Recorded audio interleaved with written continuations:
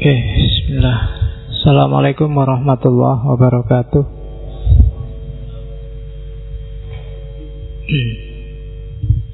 Bismillahirrahmanirrahim.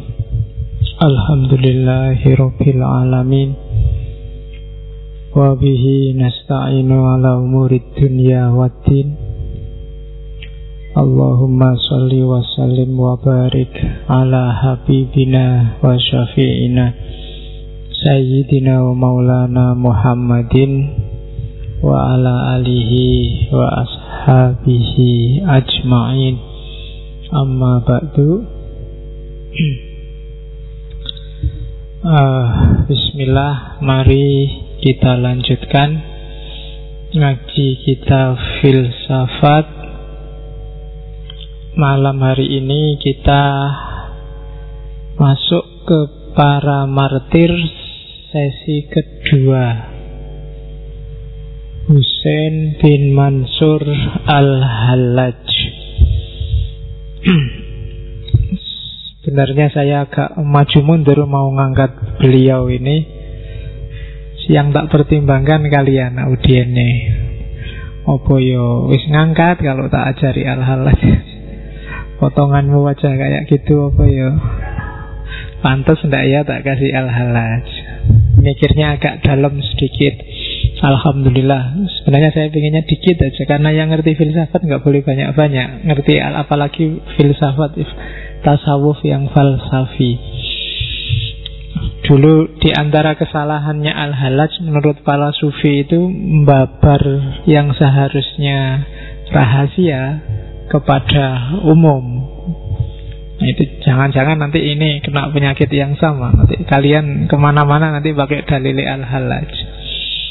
Itu yang kemarin bikin para penguasa Yunani mengeksekusi Sokrates dan dinasti Abbasiyah mengeksekusi Al-Hallaj.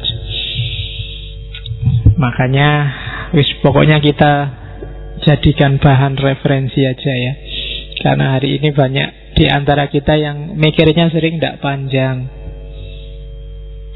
Kemarin saya dapat cerita dari teman-teman di Bandung itu, mahasiswa bikin kajian Kalmak yang oleh FPI disuruh dibubarkan. Wong kampus bikin kajian Kalmak kok disuruh dibubarkan. Mereka tidak tahu, bahkan di sini di masjid aja komunisme diajarkan. Iya. Jadi susah membedakan orientasi. Ilmu itu ya semuanya. Belajar Syiah bukan berarti terus kamu jadi Syiah kan? Di sini jangankan komunisme, ateisme kan kita sudah lama belajar itu. Malah yang mau bunuh Tuhan aja juga kita bahas. Jadi ya mungkin untuk jamaah kita lah, paling tidak mikirnya agak cerdas sedikit lah. Meskipun nggak banyak-banyak juga nggak apa-apa. Untuk menalar kayak gitu kan nggak butuh nalar yang panjang. Oke. Dan jangan jadi muslim yang cengeng. Dan jangan mau dianggap kalian muslim. Muslim cengeng itu kena godaan dikit, kena anu dikit terus sesat. Kan kalian dieman-eman sama yang FPI dan kawan-kawan itu khawatirnya kalau diajari Marx terus jadi Marx, kalau diajari komunis terus jadi komunis kan itu. Kalau memang kondisimu hari ini itu, betapa lemahnya imanmu kan gitu. Betapa cengengnya dirimu, hanya dikasih tahu gitu aja kok langsung sesat. Seandainya memang kayak gitu kondisinya.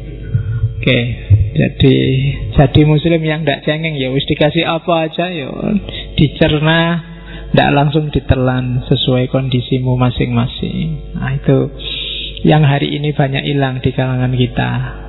Oke, ulama-ulama dulu juga apa aja ditelan, apa aja dicerna, meskipun tidak semuanya diikuti. Ghazali dan kawan-kawan itu ya apa yang nggak dia bahas. Sebelum dia mengkritik sesuatu, dibahas dulu sampai tuntas. Hari ini misalnya, kalau memang kalian merasa Syiah itu tidak srek, bukan terus ditinggal. Kajilah sedalam-dalamnya sampai kamu ngerti benar, dan kamu terus bisa menjelaskan di mana nggak seretmu, kan itu. Sekarang bikin kajian aja kamu sudah digeruduk. Akhirnya kamu nggak sempat paham dengan yang tidak kamu sukai. Oke, itu kondisi hari ini. Dan situasi kayak gitu sebenarnya nggak beda jauh dengan era-era Al-Hallaj, era-era Sokrates. Mungkin minggu depan kita ketemu penerusnya Al-Hallaj di Jawa, Syekh Siti Jenar. Dan minggu terakhir mungkin saya agak ganti rencana. Kemarin ada yang minta saya ngomong yang bau-bau filsafat ilmu, maka Faruqi akan saya pending mungkin besok-besok setelah Idul Fitri di filsafat ilmu.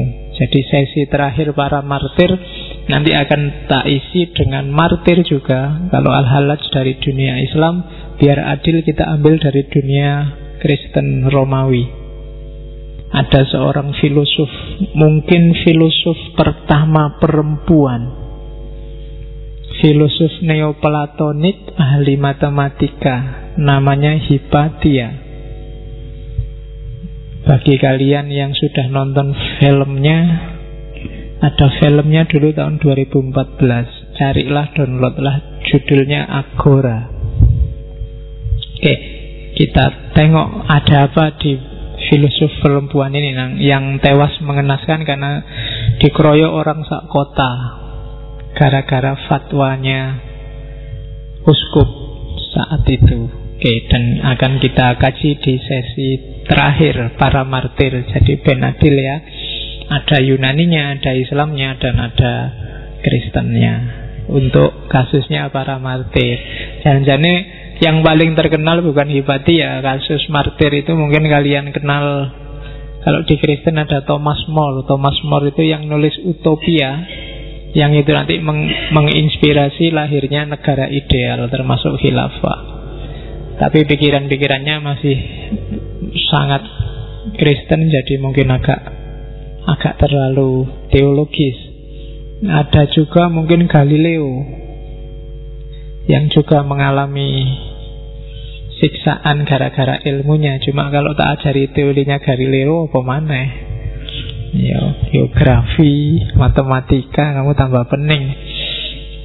Jadi ya wis lah, tak ambil sang neoplatonik ahli matematika Hipatia. Cuma 2 minggu yang akan datang. Minggu depan kita masih ngomong penerusnya Al-Hallaj. Kita lihat gimana responnya orang Jawa terhadap ajaran versi Al-Hallaj ini. Oke, bismillah. Kita mulai. Al-Hallaj itu ceritanya yang mengerikan. Pikiran-pikirannya masih belum terlalu radikal. Menurut saya jauh lebih radikal Ibnu Arabi dengan Wahdatul Wujudnya.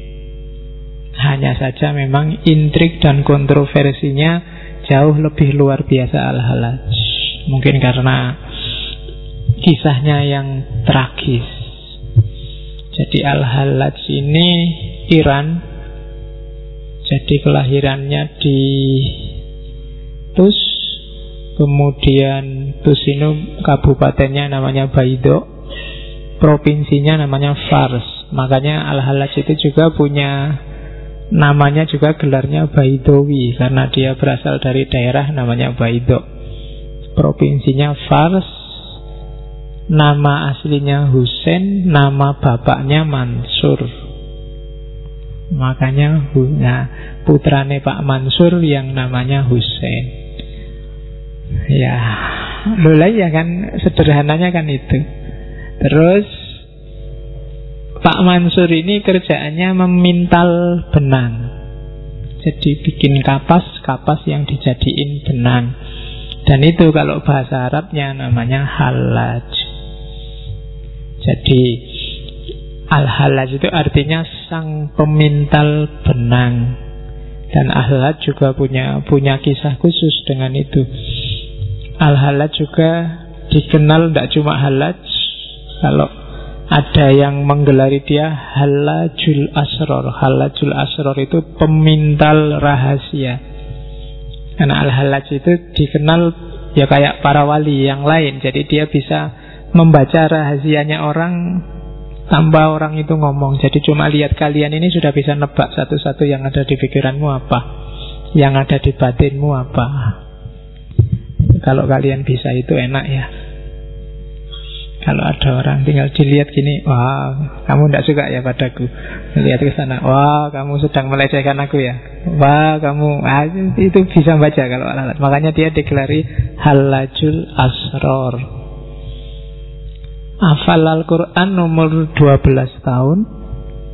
Kemudian sama ayahnya dititipkan pada seorang sufi namanya Sahal Al-Tustari dari daerah Tustar. Nanti dari Sahal Al-Tustari ini beliau mendapatkan wawasan tentang yang namanya Nur Muhammad. Setelah itu pindah ke Basrah, berguru pada sufi yang namanya Syekh Amir Al-Makki. Syekh Amir Al-Makki ini yang nulis kitab judulnya Qutul Qulub. Cuma nanti beberapa tahun di Basrah bersama Syekh Al-Makki agak konflik sama gurunya gara-gara sebenarnya Syekh Al-Makki ini sangat suka sama Al-Hallaj ini, maunya diambil menantu, tapi Al-Hallaj malah menikahi perempuan yang lain. Jadi agak gesrek. Daripada rame terus Al-Hallaj pulang kampung sama gurunya. Nah setelah di kampung 5-6 tahun kemudian dia naik haji yang pertama. Dia Al-Hallaj ini dikenal kisahnya naik haji 3 kali. Naik haji dan kalau naik haji itu dia hidupnya hanya di Masjidil Haram, nggak pernah pindah-pindah kecuali ke kamar mandi. Ya, kamar mandi ke belakang balik lagi terus. Jadi iktikaf uzlah di Masjidil Haram. Haji pertama sama keluarganya setahun di Mekah. Kemudian pulang. Nah pulang ini ya sambil haji itu dia diskusi sama teman-temannya, sesama ulama, sesama sufi. Jadi Al-Hallaj ini dikenal sebagai sufi yang punya pendapat bahwa sufi itu tidak cuma harus uzlah, tapi juga harus menyebarkan ilmunya pada masyarakat.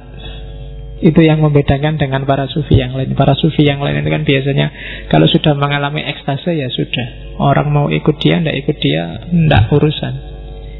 Nah kalau Al-Hallaj ini sufi yang da'i. Jadi setelah dia jadi sambil riyadhah, sambil uzlah, tapi dia juga menyebarkan ajarannya. Itu yang beda. Dia sempat debat dengan Junaid Al-Baghdadi tentang ini. Jadi bagi Al-Hallaj ya enggak lah. Kalau kita menikmati keasikan kita sama Allah saja, yang lain gimana? Masa kita egois mikir senangnya sendiri? Umat kan juga perlu dikenalkan. Nah itu yang nanti jadi blunder karena dia dianggap menyebarkan kesesatan. Terus setelah haji pertama dia dakwah, terus haji yang kedua muridnya sudah banyak. Ini yang mulai timbul rasa iri. Biasa kan kalau ada orang sukses itu selalu banyak yang iri di sekelilingnya. Dari situ mulai muncul intrik-intrik sampai dia sempat dipenjara. Cuma tidak lama, setahun terus dibebaskan lagi. Naik haji lagi yang ketiga, dan dia sudah ulama besar, pengikutnya banyak. Di haji yang ketiga inilah dia mengalami puncaknya pengalaman sufi. Jadi kasyaf. Jadi kasyafnya ini di haji yang ketiga. Ketika mengalami puncak, yang paling terkenal dari Al-Hallaj adalah satohat-satohatnya, ucapan-ucapan yang tidak terkontrol, yang itu nanti bikin kontroversi luar biasa. Dan dari situ kemudian banyak tuduhan-tuduhan. Nanti kita lihat tuduhannya kepada Al-Hallaj itu apa saja. Nah, sampai akhirnya dia dipenjara lagi selama kurang lebih 7 tahun. Dan di tahun ke-7 dia dieksekusi. Jadi dieksekusinya nggak sekedar dihukum mati, digantung kayak gambar itu atau dipancung, tapi ya dimutilasi pelan-pelan. Jadi dia diseret ke tengah alun-alun, disaksikan orang banyak. Aksi pertama adalah dirajam bareng-bareng. Jadi dilempari batu bareng-bareng sama orang-orang di kota. Sampai kemudian, kan yang terkenal kisahnya sama sahabatnya, dia punya sahabat, seorang sahabat sufi yang namanya Sibli. Sibli ini tidak tega, cuma kalau tidak ngelempar dianggap ikut mendukung Al-Hallaj. Akhirnya dia ngelemparnya sama bunga. Dilempari pakai batu seperti apapun tidak sambat Al-Hallaj ini, cuma begitu dilempar bunga dia kesakitan. Ketika orang tanya, lu sampean dilempari batu kok diem aja, tapi dilempari bunga kok sekarang merintih? Ya karena jawabnya Hallaj, ya karena aku tahu yang ngelempar aku batu itu dia tidak tahu apa-apa. Sementara yang ngelempar bunga ini dia ngerti semua rahasianya. Jadi maka dia merasa kesakitan. Ya dirajam kan sakit, dilempari batu. Dan ngerajam itu kan enggak kok ngelemparnya pelan-pelan. Ngerajam itu lebih efektif keras. Kenapa harus keras? Karena kalau kamu pelan-pelan, kasihan yang dirajam, matinya lama. Jadi semakin kamu ragu-ragu ngelempar, dia semakin lama matinya, sakitnya semakin panjang. Jadi lebih enak lemparnya agak serius. Meskipun jangan nyari batu yang besar-besar. Nanti kamu nggak kuat ngelempar, nanti kamu ketibanan dewe sikilmu. Jadi lempar sekeras-kerasnya, kenain kepala lah, cari bagian-bagian yang mudah bocor. Nggak enak ya teorinya. Karena itu untuk menolong dia biar cepet. Kalau enggak kasihan dia. Kalau seharian nggak mati-mati ya kan rajam itu kan sampai mati. Cuma enggak sampai meninggal. Terus Al-Qujunya datang. Yang pertama dipotong adalah tangannya. Terus kedua kakinya. Jadi darahnya sudah di mana-mana. Dan konon ceritanya waktu dipotong tangannya kan darahnya keluar banyak, tapi dia mengusapkan darahnya ke wajah. Jadi kalau ditanya, lu kok ngapain sampean datang ngusap darah ke wajah? Karena aku tahu darahku kurang banyak, wajahku mesti pucet. Jangan-jangan pucet ini mbok anggap saya takut. Enggak, saya enggak takut, makanya tak usap pakai darah biar wajahku masih kelihatan merah. Terus telinganya dipotong, hidung, matanya dijungkil. Terakhir waktu lidahnya mau dipotong, dia minta izin sebentar untuk berdoa. Dan doanya kayak Nabi Muhammad waktu dilempari batu di Taif itu, mohon ya Allah jangan murkai mereka, jangan balas dendam pada mereka atas apa yang mereka perlakukan padaku. Setelah itu lidahnya dipotong. Setelah itu dibiarkan sehari. Jadi katanya Khalifah saat itu biar orang-orang ngambil pelajaran, biar nggak ada yang berani lagi kayak Al-Hallaj. Dibiarkan sehari, jadi sampai ya mungkin kalau di bahasa kitabnya itu seperti seonggok daging di atas darah. Sampai kemudian besoknya baru kepalanya dipenggal. Terus masih terus, kengeriannya masih berlanjut. Hari ini pokoknya ceritanya agak Terus setelah kepalanya dipenggal, jasadnya dibakar. Setelah itu abunya dibuang di sungai. Kalau bahasa Arab menyebutnya sungai Dajlah, kalau sekarang disebut sungai Tigris. Dan sebelum meninggal, Abu Mansur ini sudah ngerti kalau ada ceritanya akan begitu. Jadi dia sudah pesan sama pembantunya, nanti kalau jasadku sudah dibakar, abuku dilempar ke sungai. Sungai itu akan marah, airnya akan meluap. Kalau dibiarkan aja, Baghdad akan habis banjir. Maka jubahku ini nanti buanglah ke sungai. Jadi waktu sungainya sudah naik mau meluap, itu ceritanya sama pembantunya, jubahnya dibuang ke situ, jadi tidak jadi banjir bandang. Itu Al-Hallaj. Karomah-karomahnya banyak, cerita-cerita yang membesarkan dari murid-muridnya tentang Al-Hallaj banyak. Jadi itu nasib tragisnya Husain bin Mansur al-Hallaj. Oke, ceritanya itu. Sekarang ajarannya sedahsyat apa sih yang diajarkan? Ya, ini jadi Abu Mansur al-Hallaj ini abad ketiga Hijriah, era ketika dunia Islam panen sufi. Sangat banyak sufi lahir di era ini, khususnya para sufi Persia, termasuk Al-Hallaj, Haris Al-Muhasibi, Ma'ruf Al-Karhi, Junaid Baghdadi, dan seterusnya. Sahal Tustari yang guru-gurunya, termasuk Al-Hallaj sendiri, termasuk Sibli, dan banyak yang lain. Generasi pertama. Nanti generasi kedua ada Rumi, Ibnu Arabi, dan kawan-kawan. Ajaran-ajarannya nanti banyak dilanjutkan oleh Ibnu Arabi. Kita lihat tuduhannya ini yang dipakai oleh kekhalifahan zaman itu untuk mengeksekusi Al-Hallaj. Yang pertama, dituduh berkomplot sama sekte namanya Koromitoh. Sekte Koromitoh itu sempalannya Syiah Ismailiyah.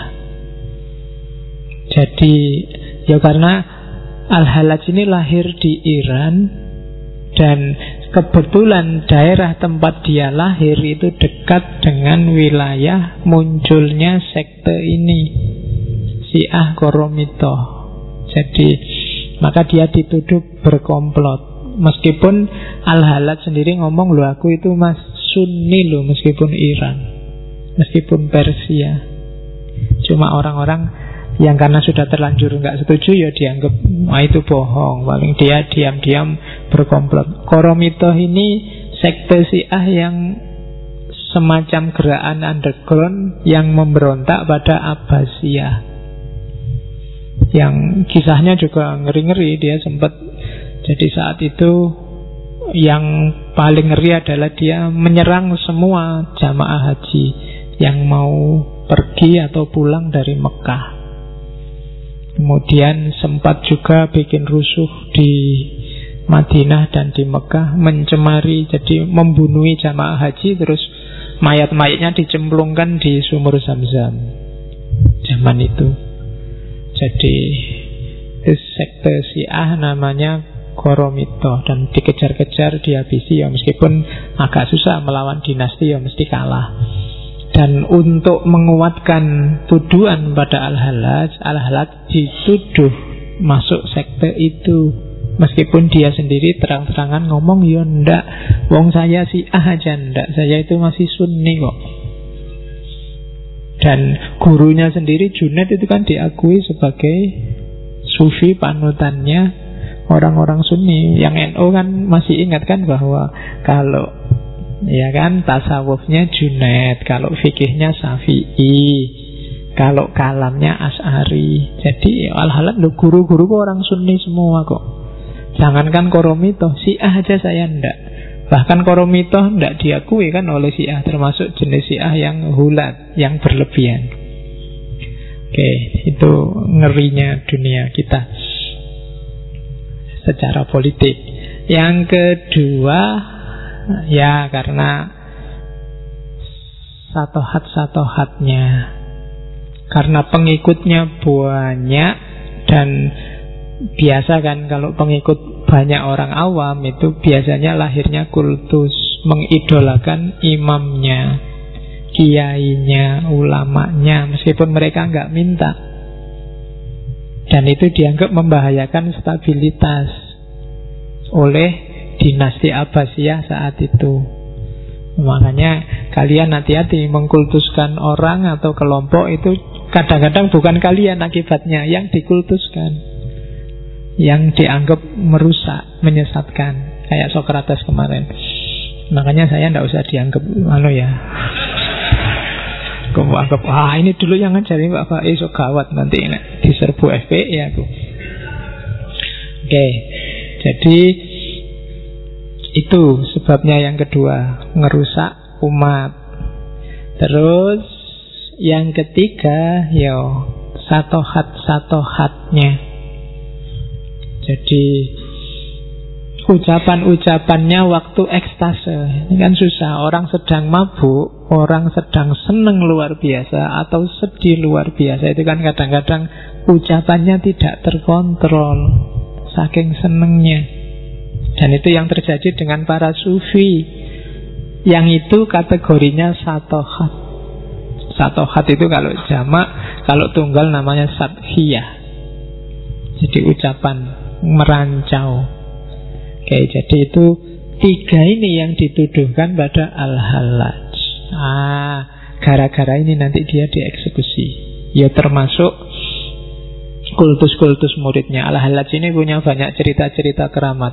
Satu ketika dia sama murid-muridnya sedang uzlah di hutan. Tiba-tiba muridnya ada yang bilang, wah kayak gini kalau ada manisan enak ya, kita nggak bawa apa-apa. Al-Hallaj terus pergi sebentar, paling 2-3 detik, terus tiba-tiba datang bawa manisan banyak, bawa minuman yang enak-enak, terus diminum.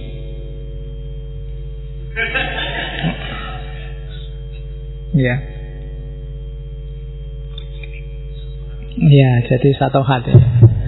Nah, orang-orang heran muridnya, kok bisa, dari mana ya ada minuman tiba-tiba, ada makanan enak-enak. Al-Hallaj diem aja. Tapi besoknya setelah pulang, muridnya ini ngecek, ini ada manisan kayak gini, ini produksi mana ya? Jangan-jangan tadi sudah sangu. Tapi begitu dilacak, ternyata adanya manisan itu jauh sekali. Perjalanan 1 bulan baru ketemu. Oh, berarti ini tadi dapatnya dari mana? Tadi datangnya masih hangat. Ada juga cerita waktu muridnya, wah Syekh ini lapar Syekh, enaknya kalau ada kurma. Terus katanya lah, goyang aja tubuhmu. Digoyang-goyang ini tiba-tiba kurmanya berjatuhan. Jadi kan enak kan kalau kalian bisa gitu. Kalau kalian goyang, yang jatuh paling rambutnya. Kalau Al-Hallaj kurmanya yang jatuh. Oh, itu kan dahsyat. Di antara dia dikenal Al-Hallaj itu satu ketika dia ngelamar kerjaan jadi pemintal benang kayak ayahnya. Jadi dan juraganya heran karena cara dia misah biji kapas sama isinya cuma dituding aja. Jadi dituding aja kapas sama isinya itu misah sendiri. Oh, itu di antara cerita-cerita yang pasti yang membawa cerita-cerita kayak gini murid-muridnya. Dan bukan hal yang luar biasa kalau dalam dunia sufi. Meskipun yang kayak gini biasanya yang bikin kalian ngiler pingin jadi sufi, pingin karomah tok, kalau uzlahnya sama riadohnya males. Ya kan? Makanya Nabi sudah wanti-wanti, gak usah terpesona dengan karomah, kamu hanya butuh istiqomah. Termasuk ngaji ini, gak usah membayangkan karomah macam-macam dari ngaji filsafat. Yang penting istiqomah wae dikit-dikit. Dari 3 tuduhan inilah nanti dia dieksekusi. Oke, mulai kita buka kitabnya. Al-Hallaj nulis sekitar 20-an kitab yang bisa kita akses sekarang. Kalau di internet bisa kalian ambil Tawasin, termasuk yang versi terjemahan plus Diwanul Hallaj. Yang Diwanul Hallaj versi Arabnya. Hari ini kita banyak ngomong di Tawasin. Kalau terjemahan bahasa Indonesianya biasanya diterjemah kitab kematian. Tawasin itu sebenarnya ngambil dari salah satu huruf muqatta'ah dalam Al-Quran. Kan di beberapa surat itu ada yang diawali dengan kalimat to sama sin. To sin, jadi tosin yang banyak jadi tawasin. Memang isinya mengarah ke akhirat. Jadi sehingga kitabnya diterjemah jadi filsafat kematian. Itu kalimat pertama. Jadi tosin, kebenaran adalah bentuk cahaya yang memancar dari yang gaib. Ia terlihat dan memancar kembali kepada yang gaib. Dan kebenaran itu melampaui segala cahaya. dan menjadi cahaya di atas cahaya, dan benderangnya memancar ke seluruh purnama. Titiknya yang paling terang menjulang ke angkasa yang diselimuti oleh rahasia. Ini kalau cuma kamu baca, insya Allah kamu tidak paham. Ya, jadi hampir semua sufi Persia menganalogikan kebenaran dengan cahaya, dan puncaknya kebenaran adalah cahaya maha cahaya. Kalau dianalogikan ya, cahaya itu bukan kok kayak cahaya beneran, tapi ini semacam analogi. Sama kayak kamu melihat sesuatu, matamu siap, sesuatunya juga siap, tapi kalau cahayanya nggak ada, nggak akan terlihat. Mikrofon ini siap, mata kita juga siap untuk lihat mikrofon, tapi begitu listriknya mati, mikrofon ini tidak akan kelihatan. Jadi kebenaran itu ketika ada cahaya, dialah yang mengantarkanmu pada pemahaman tentang mikrofon ini. Akalmu juga begitu, otakmu siap, yang mau dipikir siap. Tapi kalau nggak dapat pancaran cahaya dari Allah, kalian nggak akan bisa nangkep pengetahuan. Para ulama tidak akan, para ilmuwan secanggih apapun nggak akan bisa moto gimana kerja otak menangkap pengetahuan. Itu sama kayak mata yang atas fasilitas cahaya dia bisa paham sesuatu, bisa melihat sesuatu. Jadi otakmu itu ada sambungan transmisinya dengan Allah. Bentuk transmisinya itu cahaya. Makanya para ulama zaman dulu menyebut al-ilmu itu nurun. Ilmu itu cahaya. Jadi pengetahuan apapun yang kamu pahami berarti ada cahaya yang terpancar di situ. Dari situ kamu bisa paham. Jangan gaya merasa kamu pintar bisa paham sendiri. Kalau Allah tidak ngasih nurnya, sama kayak takmir nggak menyalakan lampunya, kamu tidak akan paham, kamu nggak akan bisa lihat mikrofon ini. Itu analogi cahaya. Maka kan selalu begitu, semakin kamu dekat sama Allah, semakin kamu makrifat. Kenapa? Cahayanya semakin terang.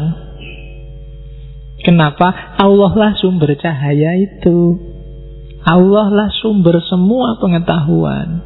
Jadi semakin dekat sama sinyalnya, HP-mu kan semakin jelas, semakin banyak sinyalnya. Semakin kamu dekat sama lampunya kan semakin terang, semakin jauh semakin gelap. Jadi kebenaran adalah cahaya, kebalikannya berarti apa? Yang gelap, yang jelek, yang jahat itu berarti ketika cahaya nggak menjangkau ke situ. Nah itu ajaran rumit tentang cahaya yang banyak diajarkan oleh para sufi. Jadi kalau masih belum paham, nanti kamu ulang lagi ya rekamannya bagian ini. Karena aku ngulang-ulang terus kamu bingung. Diulang lagi mesti kamu paham 2-3 kali. Jadi bagaimana cahaya adalah perantara kebenaran. Dan nanti ada Nur Muhammad. Nanti kita lihat posisinya Nur Muhammad di antara cahaya. Oke, sekarang kita masuk ajaran pertamanya, Al-Hallaj. Jadi ada revolusi besar yang dibawa oleh para sufi Persia.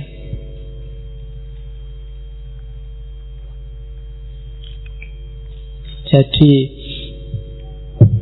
sebelum muncul para sufi ini, banyak umat Islam, di situ disebut awam, yang meyakini bahwa untuk ketemu dan kontak sama Allah itu ada pakemnya. Harus ikut aturan-aturan formal dan resmi. Harus manut petunjuk yang berwenang. Apakah itu ulama, apakah itu kiai, apakah itu. Nah, para sufi ini membongkar itu, bikin revolusi besar dengan menunjukkan bahwa ndak setiap orang bisa ketemu Allah.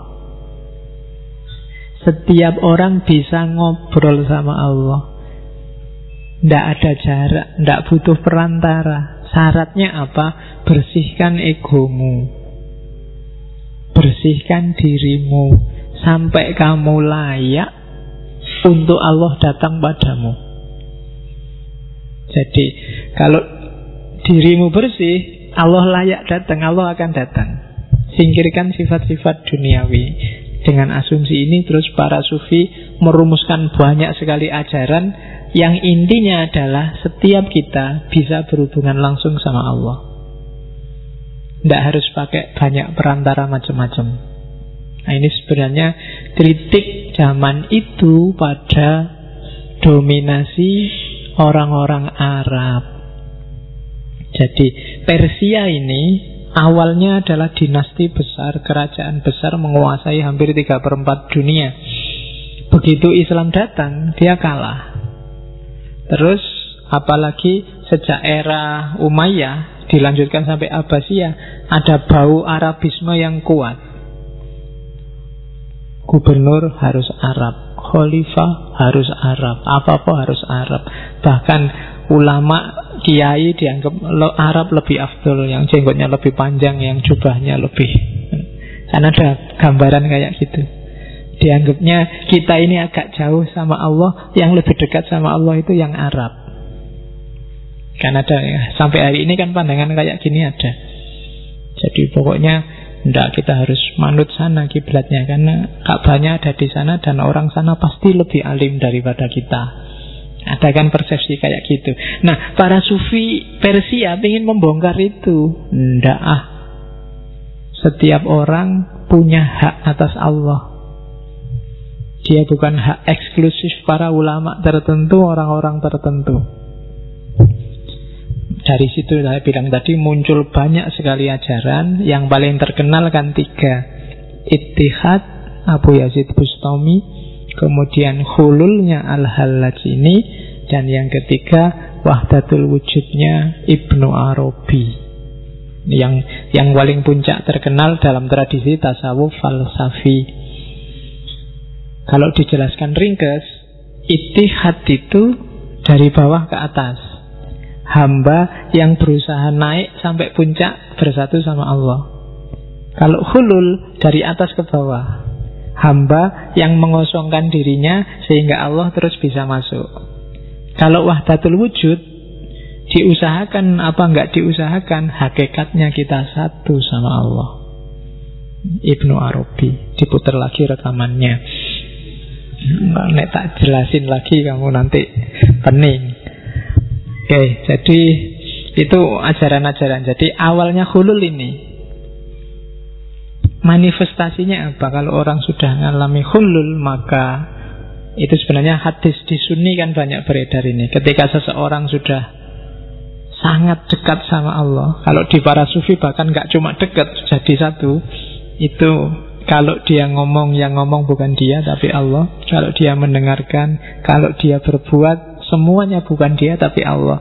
Kehendaknya bukan kehendak dia tapi sudah kehendak Allah. Ya kayak kamu kalau jatuh cinta itu loh kan, apa-apa kan sudah dia, bukan kamu lagi. Begitu kamu jalan-jalan ke mall, lihat baju, wah ini kalau tak beli ini suka mesti ya dia. Kan selalu dia. Makan aja, wah ini kalau tak beli ini dia seneng loh makan kayak gini biasanya. Ada apa aja yang terbayang dia. Nah, itu ketika orang sudah sangat dekat jatuh cinta, maka jatuh cintalah sama Allah, maka pikiranmu, ucapanmu, perbuatanmu ya selalu isinya Allah. Nah, itu gambarannya. Kalau ketika orang jatuh cinta itu kan egonya nyisih, dimasuki oleh ego yang dia cintai. Dirinya sudah nggak berarti apa-apa. Dan itu kan para sufi mati-matian menjelaskan ini. Beberapa malah bikin cerita-cerita alegoris. Misalnya bikin Laila Majnun lah, bikin Shirin Farhat lah. Itu sebenarnya sindiran untuk jatuh cintalah sama Allah kayak kamu kalau jatuh cinta sama lawan jenismu itu loh. Harusnya lebih dalam dari itu. Kayak Laila Majnun itu kan gimana orang sampai segila itu. Bukan gila, tapi sampai segila itu ketika jatuh cinta. Nah, teori ini gak laku bagi yang jomblo. Oke, nah, ya yang belum merasakan diinget-inget aja jadi teori. Yes. Ya, siapa ngerti besok kepake. Jadi ya, buktikan sendirilah besok. Tapi yang sudah punya bisa sekarang. Oke, jadi ketika kamu sudah dekat dengan sesuatu, cinta dengan sesuatu, biasanya dirimu lenyap. Yang ada hanya dia. Dan itu yang dialami oleh para sufi, termasuk Al-Hallaj. Oke, kita lihat lagi. Hulul itu jenisnya ada 2, Pak ya. Yang pertama hulul sayyaroni, dan ada hulul jawari. Yang Al-Hallaj ini masuk jenis hulul yang pertama. Ketika bersatu, yang kelihatan hanya satu. Yang lain ketika 2 hal bersatu, hanya satu yang kelihatan, yang lain nggak kelihatan. Tapi kalau hulul jawari, bersatu tapi dua-duanya tetap kelihatan. Kalau sayyaroni itu contohnya, kalau kamu nanam punya tumbuhan terus kamu siram air. Air ini kan diserap oleh tumbuhan, airnya nggak kelihatan, yang kelihatan tumbuhannya.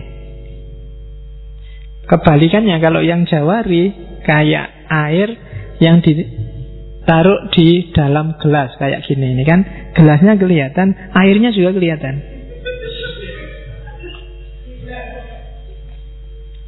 Nah, ini namanya hulul jawari.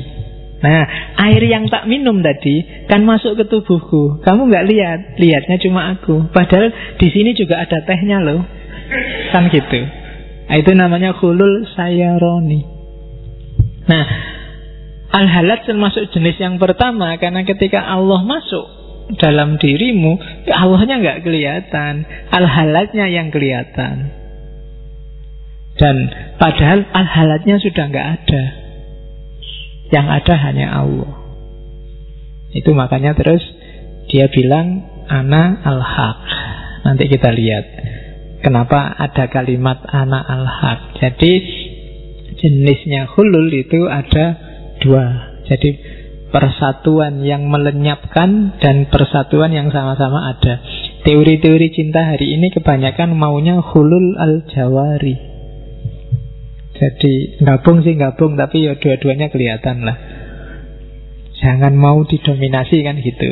Ketika ada dominasi, berarti yang terjadi hulul sayyaroni, yang mendominasi yang kelihatan, yang tidak dominan nggak kelihatan. Nah, kita lihat kenapa bisa begitu. Baru masuk ke asumsinya. Jadi para sufi punya asumsi dalam diri kita ada 2 aspek.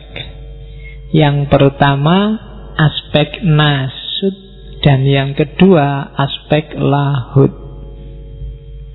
Nasud itu kemanusiaan, lahud itu ketuhanan. Jadi jangan salah, Allah sejak awal sudah bilang wa nafakha fihi min ruhi, ya kan? Wa khalaqa adama ala suratihi, atas gambaran citranya Allah, Allah meniupkan ruhnya dalam dirimu. Nah, maka kita ini manusia tapi punya dimensi ketuhanan. Sebaliknya, dalam diri Tuhan, ini yang kalimatnya agak ada lahud ketuhanan tapi juga nasud. Lah kok Allah ada kemanusiaannya, nasudnya Allah itu yang lahud dalam dirinya manusia. Jadi dimensi kemanusiaannya Allah itu sebenarnya dimensi ketuhanan yang ada dalam diri manusia. Maka kan gitu, kalau pingin Allah masuk dalam dirimu, nasudmu yang manusia sisihkan, biar tersisa lahudnya. Dan lahudmu itu nasudnya Allah ketika Allah memanusia. Dari situ Allah bisa masuk dalam dirimu. Ini juga yang harus kamu ulang besok di rekaman. Jadi nggak bisa sekali dengar langsung paham. Jadi ada Tuhan, ada manusia, ya kan? Kalau kamu pingin Tuhan masuk, sisihkan manusianya, karena nggak mungkin Tuhan nyampur. Tuhan bersatu dengan dirimu. Seandainya toh nyampur kayak itihad, yang hilang bukan Allah tapi kamu. Kayak setetes air yang nyampur ke laut. Ya nggak usah dicari lagi setetes airnya di mana, yang kelihatan hanya laut. Jadi seandainya itu nyampur. Tapi kalau di lahat tidak nyampur, tapi siapkan aja kondisimu, sisihkan nasutmu, sehingga yang tersisa lahut. Kalau lahut ada, maka Allah bisa masuk. Ya kayak lagi-lagi contohnya pacaran, sing gampang memang pacaran. Misalnya kamu naksir cewek apa cowok, terus yang kamu taksir itu bilang, aku ndak suka cowok yang ngerokok. Nah kan? Maka demi agar cewek itu bisa masuk dalam hidupmu, syaratnya apa? Buanglah rokokmu. Ya kan? Begitu kamu nggak ngerokok, dia bisa masuk. Selama kamu masih ngerokok, ya dia tidak akan masuk dalam hidupmu. Syarat-syaratnya tidak cukup. Allah juga begitu. Allah tidak akan datang dalam hidupmu kalau jiwamu dikuasai nasut. Kalau komputer itu namanya tidak kompatibel. Bikin dirimu kompatibel sama Allah, biar Allah bisa masuk. Kalau programmu program manusia, ya Tuhan nggak bisa masuk. Programmu harus program Tuhan, biar Allah bisa masuk. Jadikan dirimu siap untuk Tuhan masuk dalam dirimu. Nah itu nasut dan lahut. Bukan berarti terus dirimu membuang kemanusiaannya, enggak. Sisihkan dulu. Jangan dikuasai oleh yang nasut. Tapi penguasanya harus yang lahut, yang Tuhan. Biarkan kehendakmu adalah kehendaknya Allah, ucapanmu adalah ucapannya Allah, perbuatanmu adalah perbuatannya Allah. Itu berarti dirimu kompatibel sama lahut. Dari situ Allah akan datang padamu. Nah, kalau sudah bisa kayak gini, jadi wali kalian. Ya, wali itu kan semacam itu.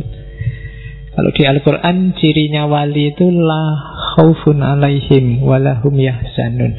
Selama di hatimu masih ada takut, apapun jenis ketakutan itu, takut besok kerja apa, takut besok ujian bisa ngerjain apa enggak, takut kapan ya lulus kuliah ini, takut kok raintuk-intuk pacar, jangan-jangan enggak laku. Takut, kalau masih banyak ketakutan berarti makommu belum wali. Nah, ya. Jadi wali itu dia tidak punya takut apa-apa. Itu ciri paling gampang. Kalau masih takut kalah, masih takut partaimu jatuh, masih takut organisasimu kacau, masih banyak, masih tidak. Jadi sudah nggak takut. Orang yang tidak takut apa-apa itu sebenarnya cirinya cuma satu. Orang yang percaya 100% pada Allah. Selama masih ada takut di hatimu, itu sebenarnya kamu masih belum 100% percaya pada Allah. Mbok anggap kamu apa yang merancang hidupmu, kan gitu. Kan harusnya Allah. Sama nanti kalau kamu jadi guru, jadi dosen, jadi pendidik, bahkan jadi orang tua, jangan kecewa, jangan marah kalau anak didikmu atau anak kandungmu tidak manut sama nasihatmu. Kenapa? Tugasmu ya hanya nasihatin. Yang bikin manut dan tidak manut kan Allah. Kalau kamu merasa bisa mengubah manusia, bisa bikin orang manut, itu namanya kamu merasa tinggi, merasa sombong. Jadi, ini ajaran agak susah ini. Jadi, kalau ada mahasiswa nakal, muridmu nakal, ya kamu tidak usah marah-marah, tidak usah kecewa. Justru dari situ akuilah bahwa oh iya ternyata aku itu manusia biasa. Ya kan? Oh ternyata aku itu ya memang bukan Tuhan, yang bisa ngerubah orang kan Tuhan. Tapi kalau kamu marah-marah, kecewa, itu ada nada sombong di situ. Seolah-olah kamu itu bisa ngerubah, kamu itu bisa bikin orang jadi lebih baik. Enggak. Oke. Jadi cirinya itu, kalau kamu ingin jadi wali, bisa enggak semua kekhawatiranmu hilang, imannya jadi 100%. Tidak galau oleh apapun. Aliran sesat banyak juga tidak galau. Ada banyak orang gegeran tidak galau. Dan kamu yakin dengan skenario-nya Allah 100%. Itu wali. Dan kalau sudah wali, jangan khawatir, Allah yang melindungimu 100%. Ya kan ada hadisnya itu. Barang siapa menyakiti wali-waliku, kan itu. Dan seterusnya lah. Oke, yang ini juga kamu inget-inget aja. Syukur-syukur bisa dijalani. Roto abot memang. Oke, malam ini kamu inget-inget referensi-referensinya. Siapa ngerti bisa menempuh jalan itu. Oke, terus itu asumsi-asumsinya. Prosesnya gimana untuk menyisihkan nasud? Mau tidak mau harus riyadhah diniyah. Jadi latihan rohani. Ya namanya latihan loh, mesti agak berat. Uzlah, kemudian tafakur, muhasabah, sholat malam. Pokoknya mendidik diri agar tidak jatuh cinta sama dunia. Nah ini rada abot. Kalau usia-usia kalian mungkin ya masih ambil nafas besar. Ya. Jadi ya abot. Semangatmu kan naik turun. Kayak gini, wah semangat saya mau riyadhah. Riyadhah apa nih? Iya. Ya kan, kamu sholat subuh on time itu sudah alhamdulillah. Ya, jadi ya masih ingat sholat subuh kan luar biasa. Tidak usah lah tahajud itu apaan nih. Jadi sholatnya subuh. Kemarin saya baca di mana itu, kenapa di Indonesia banyak orang sholat subuhnya kesiangan, karena salah nama. Kalau di beberapa kitab sholat subuh itu namanya sholat fajar. Di Indonesia subuh lebih terkenal. Kalau sholat fajar ya waktu fajar. Jadi ketika diganti sholat subuh ya berarti tidak harus fajar, pokoknya subuh niatnya. Oke, argumennya apik kuwi.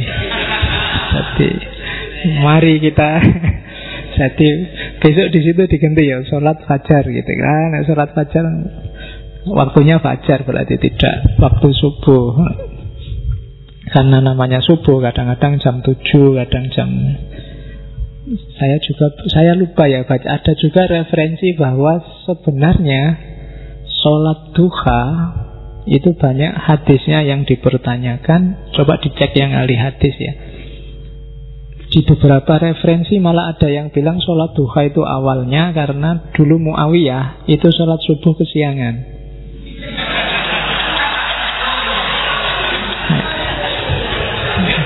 Jadi karena Muawiyah ini sholat subuh kesiangan, ada yang tahu, sampean Amirul Mukminin sholat subuh kesiangan. Ini bukan sholat subuh, ini sholat duha ini.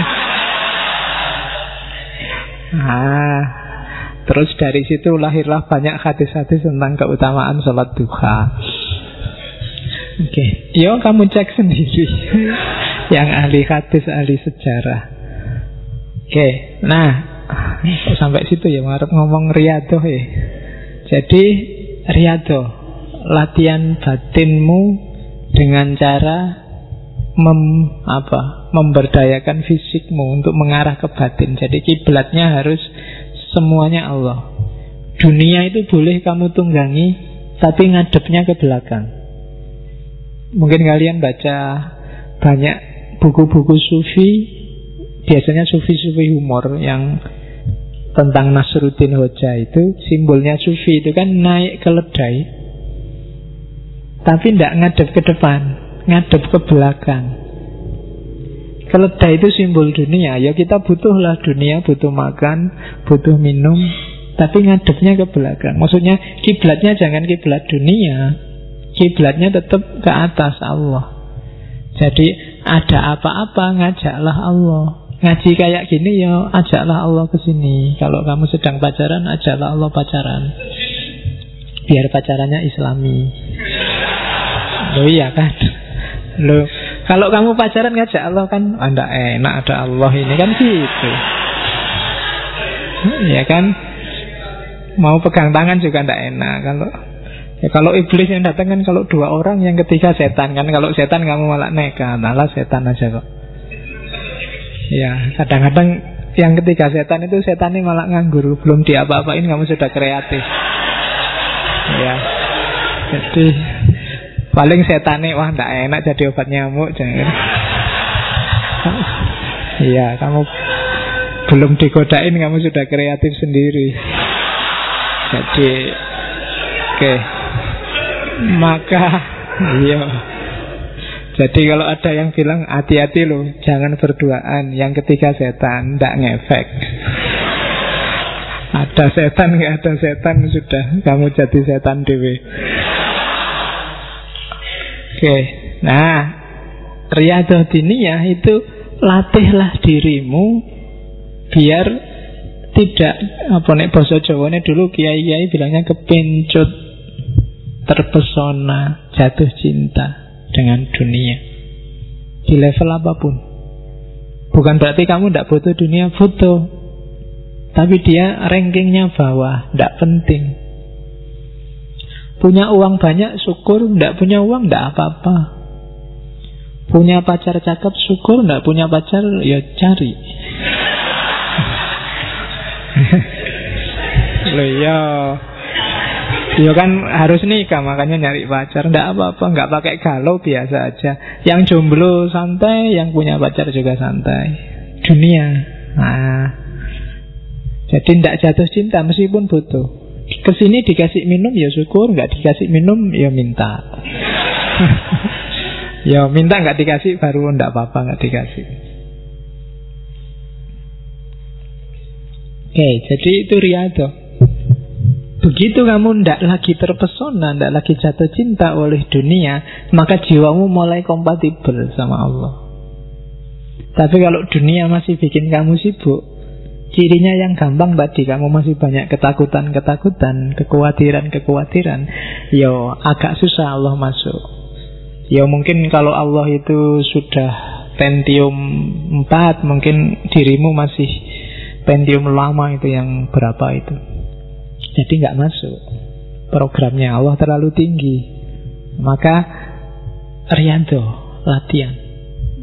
Riyadhah yang paling efektif itu yang istiqomah tadi. Makanya Nabi bolak-balik nyuruh istiqomah, itu melatih diri. Mungkin tidak urusan kuantitasnya, tapi kualitasnya. Daripada kamu ujuk-ujuk baca buku filsafat banyak minggu ini, mending tiap hari baca dikit-dikit. Itu biasanya lebih manfaat, lebih melatih diri. Jiwa juga begitu. Kadang-kadang kan kamu kan gitu, kalau pas lagi kayak sekolahan hari ini loh, ujuk-ujuk semua bikin doa bersama, sholat malam karena mau uan. Ya kan? Jadi sing biasanya tidak pernah doa, sekarang doa bersama, sekarang tahajud bersama, undang kiai-kiai semua diundang. Hanya ketika mau uan, dianggapnya malaikat tidak ngerti. Iya kan? Kalau pas lagi butuh aja sekarang gitu-gitu. Dan ya coba kapan-kapan kamu bikin tulisan tentang itu ya. Gitu. Jadi religiusitas yang anget-anget ayam. Kadang semangat, kadang ya kalau pas lagi mantep-mantepnya itu neng kampus bawa tasbih kayak itu ya kan. Iya. Kalau pas lagi malas udah diajak sholat ya wakil lah dulu gitu. Jadi riyadhah, didik dirimu biar tidak jatuh cinta sama dunia. Karena ada ceritanya siapa? Ibnu Arabi itu satu ketika dia punya teman sufi yang tinggalnya di tepi pantai. Temannya yang di tepi pantai ini punya murid. Nah, satu ketika dia nyuruh, coba kamu pergilah ke Syekh Ibnu Arabi, tanyakan siapa tahu dia punya pesan untukku. Nah, begitu datang ke rumahnya Ibnu Arabi, murid si temennya ini kaget, ini orang rumahnya besar sekali kayak istana. Sementara guruku gubuknya kecil di tepi pantai, tiap hari ya paling mancing, dimakan sendiri terus ibadah. Ini orangnya luar biasa, tapi lah kok guruku minta dinasehati. Harusnya kan kebalik, yang kelihatan sufi beneran ya guruku yang di tepi pantai itu. Begitu tanya, ini saya pesen dari guru, jenengan mau pesen apa untuk guru saya? Terus pesennya, jangan terlalu terpesona oleh dunia. Wah, ya kan, itu kan pusing muridnya. Ini yang kaya raya dia malah pesennya, jangan terpesona itu pada guruku.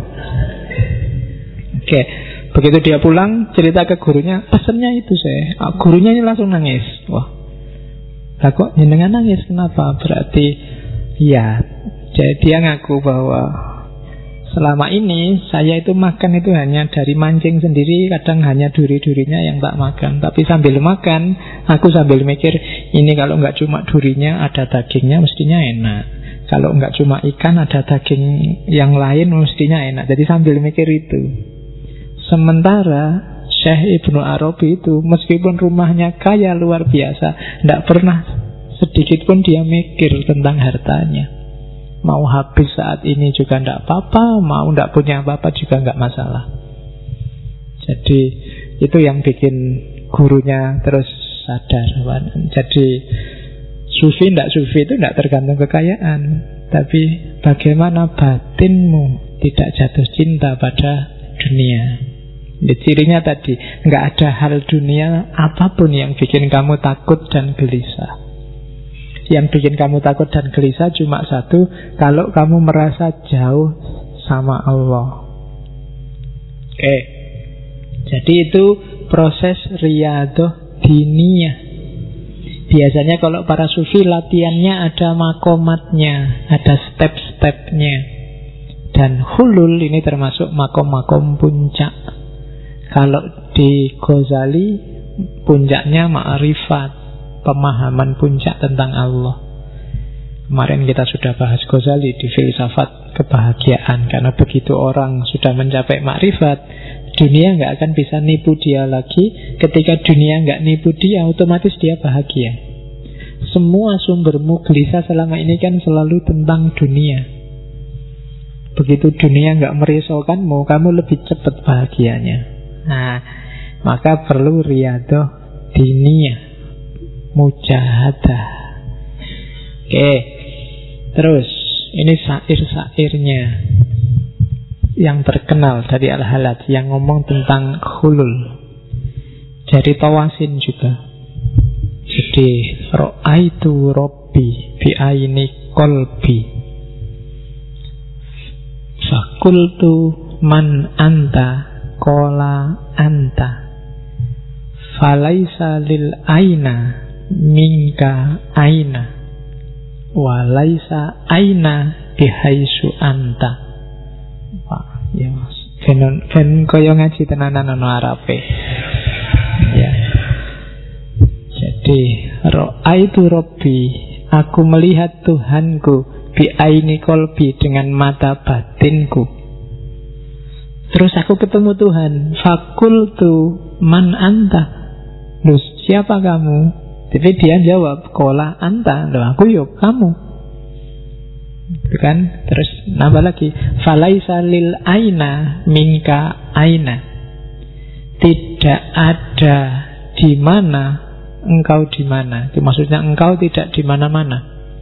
Walaisa aina bihaisu anta, dan memang untukmu itu tidak ada di mana. Allah itu tidak di sini, tapi juga di sini.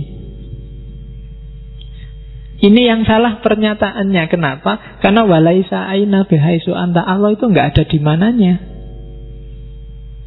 Jadi dia tidak bertempat, tidak ada ruang yang fisik yang menampung Allah, karena dia di luar kerangka ruang dan waktu.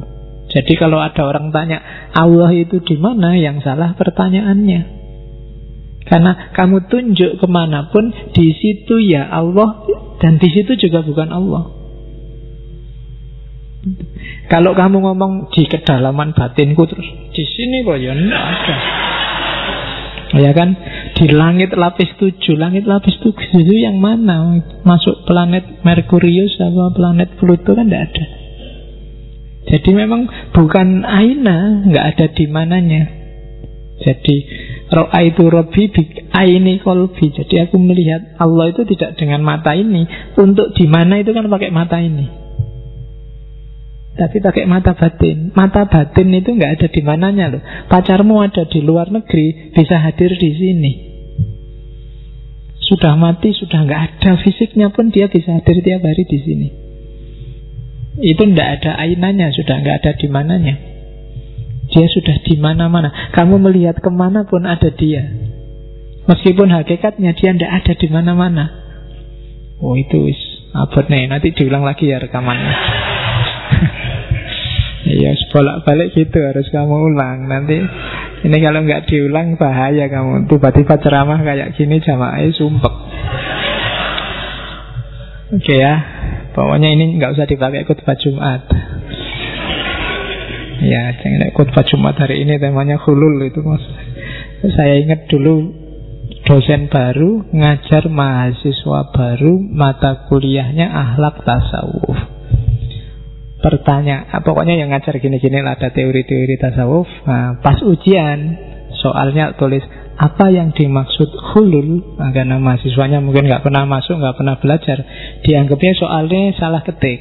Dianggapnya harusnya bukan hulul tapi halal. Jadi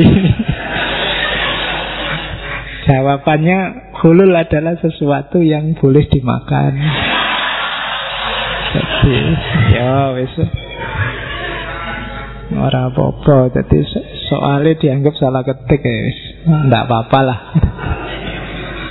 Oke, jadi itu yang pertama. Yang kedua, ini juga ana man ahwa wa man ahwa ana.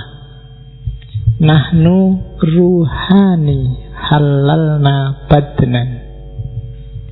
Fa'idha absortani absortahu. Fa'idha absortahu absortana. Jadi aku adalah orang yang mencintai dan sekaligus yang dicintai. Dan orang yang dicintai juga aku, kan itu waman ahwa ana. Nahnu ruhani. Kami adalah dua entitas, dua roh, halal nabadnan, yang kami sama-sama menempati satu badan. Fa'idha absortani, ketika engkau melihatku, absortahu, engkau melihatnya. Fa'idha absortahu absortana, ketika engkau melihatnya, engkau melihat kami. Nah, jadi ada film India yang kalau kamu lihat suamimu, lihatlah Tuhan di situ. Nah, yang penggemar film India mesti langsung ngerti. Yang diam aja mesti diam-diam, jangan ngerti, khawatir diangkat. Jadi kalau kamu lihat saya, saat itu juga sebenarnya kamu lihat Allah. Karena dalam diriku ada Allah. Nahnu ruhani, kami ini di dalam diriku ada dua entitas, dua roh yang bertempat di satu badan, nasud dan lahud tadi. Jadi kalau fa'idha absortani absortahu, kalau engkau lihat aku, engkau pasti melihatnya. Kalau kamu nggak bisa melihat Allah padaku, kamu berarti salah paham terhadapku. Ini sebenarnya teori ini luar biasa untuk mbok kita sesama manusia jangan gegeran, jangan bunuh-bunuhan. Ketika Allah bilang kutiupkan ruhku, ya kan, wa nafakha fihi min ruhi, itu untuk semua manusia, tidak cuma untuk muslim dan mukmin saja. Maka rukunlah, lihatlah Tuhan dalam diri siapapun. Nah, itu sebenarnya arahnya ke situ. Kritik pada orang-orang zaman itu yang dianggapnya yang Arab itu lebih istimewa.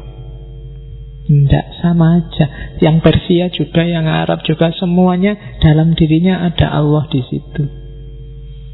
Allah sendiri yang bilang.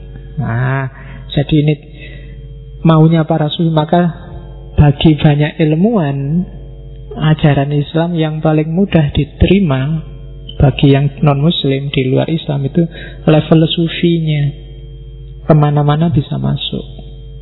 Karena memang ajaran-ajaran kemanusiaannya agak tinggi dibandingkan yang fikih. Fikih itu kan agak kaku. Jadi kalau ada yang tanya jumlah umat Islam sekarang, kan ada kemarin rame-rame, jumlah umat Islam sekarang berapa, itu tergantung versi sufi atau versi fikih. Ya kan, kalau versi fikih pun itu fikih aliran mana dulu? Ya kan, karena fikih itu kadang aliran A, aliran B, yang ini dianggap kafir, jadi nggak masuk muslim. Yang benar yang ini aja. Jadi jumlah umat Islam sebenarnya sangat sedikit kalau pakai fikih.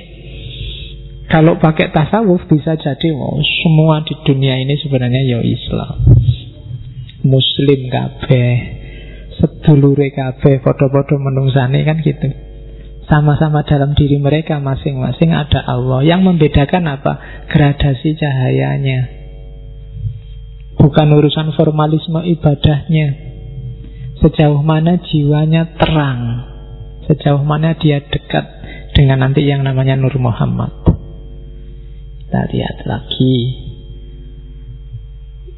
Ya, ma zajat ruhuka fi ruhi kama tamzajul khamratu bil ma'is zalal fa idza massaka syai'un massani fa idzan anta ana fi kulli hal. Bercampurlah ruhmu dalam ruhku sebagaimana bercampurnya khamr dengan air bening. Ketika sesuatu menyenggolmu, menyentuhmu, maka ia juga menyentuhku. Fa'idzan anta ana fi kulli hal. Berarti engkau adalah aku dalam setiap kondisi. Ini awal-awalnya. Sampai kemudian puncaknya ini. Ana al-haq. Ini kelihatan luar biasa. Padahal kalau kamu pahami, harusnya setiap muslim nyampe ke level ini dengan pemaknaan tidak seperti pemahamanmu selama ini. Ini kan biasanya kamu pahami terus aku adalah Tuhan. Sesederhana itu. Padahal maksudnya bukan ke situ. Kita lihat tafsir-tafsirnya ya. Yang pertama, di tulisan-tulisannya Al-Hallaj, di At-Tawasin, itu dia membedakan hak saja dengan al-haq. Maka bukan ana hak, tapi ana al-haq.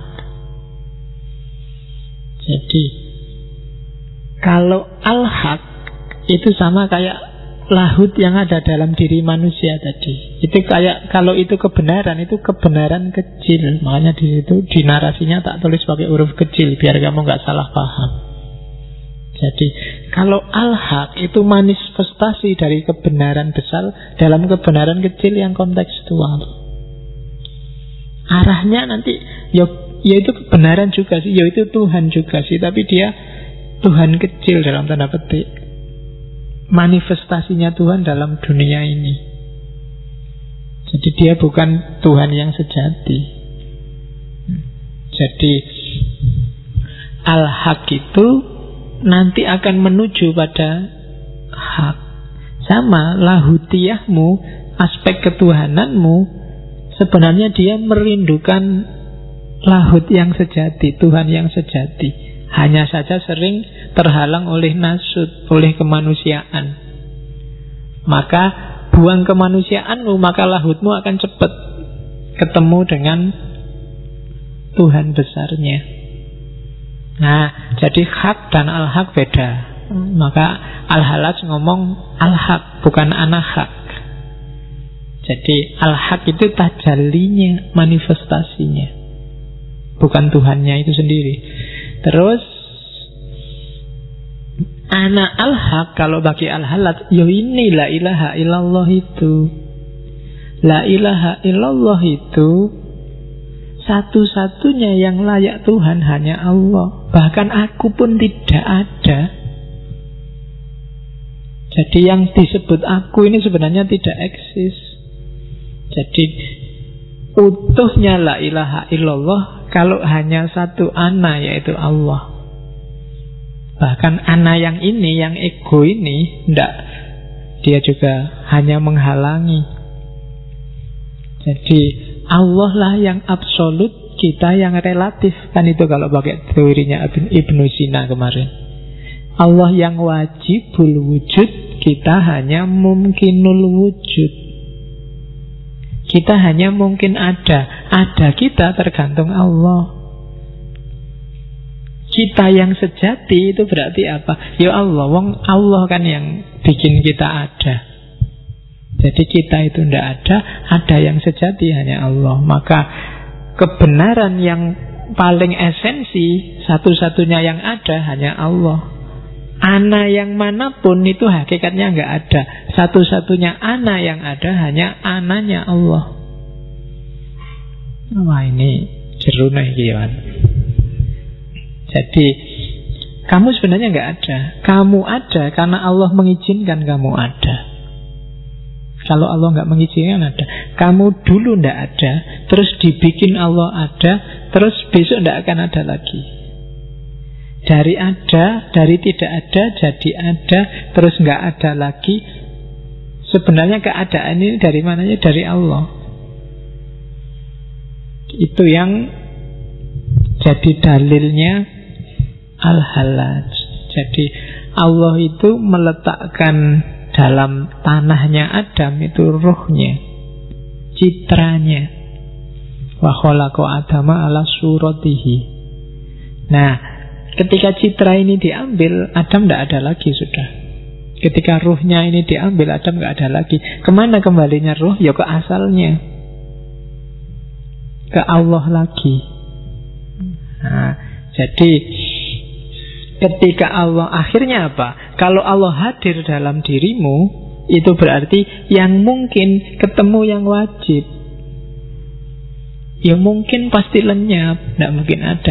Kayak setetes air ketemu laut, saya gambarkan tadi. Kayak gambar cewek cakep dengan cewek cakep beneran. Tidak ada gunanya gambar, ngapain? Iya kan? Nanti kan disempurnakan oleh Ibnu Arabi itu ya, yang wahdatul wujud. Aslinya hanya Allah. Yang lain itu hanya gambar-gambar. Kayak kamu misalnya masjid ini kaca ya, tembok-temboknya kaca semua. Kamu berdiri di tengah-tengah. Gambarmu kan ada di sana, ada di sana, ada di sana. Gambar-gambar yang ada di sana itulah makhluk. Dia cuma cipratan dari wujudnya Allah. Allahnya yang sejati ada di sini. Jangan fokus di sana. Itu wahdatul wujud. Jadi kamu itu cuma tampilan, cuma manifestasi sebagian dari dirinya Allah. Yang sebelah sana gambar pundak sebelah kanan, yang sebelah sana kelihatan pundak kiri, kaca yang atas kelihatan ubun-ubunnya, kaca yang bawah gambarnya kaki. Dan realitas alam semesta semacam itu. Yang agak sangat mirip dengan gambarnya Allah, mungkin kaca bagian depan itu manusia yang paling dekat. Mungkin di sana pohon, binatang-binatang semua kan ada pancarannya Allah. Itu wahdatul wujud. Nah, kalau khululnya al-halaj itu ya berarti apa? Ketika setetes air menyatu di laut, jangan harap setetes air ini masih ada. Pasti dia sudah habis, tidak ada ceritanya lagi. Sehingga yang ada sekarang tinggal Allah. Maka ana al-haq. Nah, itu yang ngomong bukan lagi al-halaj, tapi dalam tanda petik Allah. Nah, ini nanti di beberapa kajian itu yang diomongkan al-halaj tadi ada loh dukungan ayatnya. Misalnya innani anallah la ilaha illa ana fa'budni. Ya kan?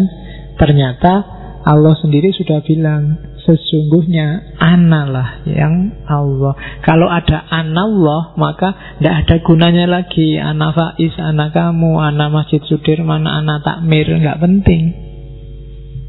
Yang ada tinggal innani anallah, ana al-haq. Ada juga surat Fusilat, innahu bikulli syai'in muhit. Allah itu meliputi segala sesuatu. Itu berarti apa? Ya ada di mana-mana. Itu tidak perlu dijelaskan lagi. Meliputi itu berarti ya kayak apa ya? Jaket ini, kalau ini ada HP, tak giniin, itu berarti jaket ini meliputi HP. Tidak mungkin ada bagian kecil pun dari HP yang tidak kena jaket itu. Itu meliputi. Berarti dalam segala hal ada Allah di situ. Dan Allah sendiri bilang, ini nanti yang dipakai sesi Tijenar, wa nahnu aqrabu ilaihi min hablil warid. Aku lebih dekat dengannya dibandingkan hablul warid itu ini. Jadi nadi yang di leher. Ya nadi yang di leher ini kan kuncinya. Kalau nggak percaya kamu nyari silet, coba dikit aja seret itu. Ya, cobaan dikit ya. Itu maksudnya apa? Loh, lebih dekat dibandingkan nyawamu sendiri. Aqrabu ilaihi min hablil warid itu. Berarti apa? Ya Allah itu ada dalam diri kita. Wong sama ini aja ya lebih dekat, kurang dekat. Kamu sama pacarmu dalam-dalamnya kan paling cuma nempel. Itu lebih dari hablil warid. Jadi nahnu aqrabu ilaihi min hablil warid. Oke. Dan seterusnya lah. Nanti ngajinya panjang kalau dibaca satu-satu.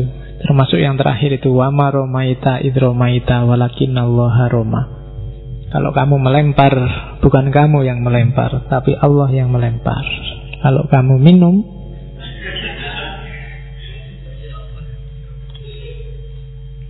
ya sayangnya aku belum nyampe makomnya, jadi belum nyampe wamaromaitanya. Kalau sudah hulul itu saya bilang tadi, kalau kamu ngomong itu ucapannya Allah, kehendakmu kehendaknya Allah. Oke, kita lihat tafsirnya para sufi yang lain, komentarnya. Katanya Ghazali, perkataannya Al-Hallaj itu karena sudah saking cintanya pada Allah. Cinta itu kalau sudah sangat mendalam, antara pecinta dan yang dicintai itu pasti jadi satu. Ya, kapan-kapan kita bikin sesi filsafat cinta. Ya, syaratnya yang jomblo sudah harus punya pacar. Ya, ngapain belajar filsafat cinta mau si jomblo? Jadi kalau cinta sudah sangat mendalam itu jadi satu, keluar satu kata, engkaulah satu-satunya, engkaulah hidupku, kan gitu kamu lagu-lagu itu kan, engkaulah segalanya, kan selalu begitu. Dan itu normal katanya Ghazali. Orang satu-satunya, dan memang jatuh cinta paling tinggi kan pada Allah. Berarti makomnya Al-Hallaj memang dia jatuh cinta yang paling tinggi. Terus ada lagi Athar, Fariduddin Athar itu yang nulis Mantiqut Thair, yang nulis Tadhkiratul Auliya.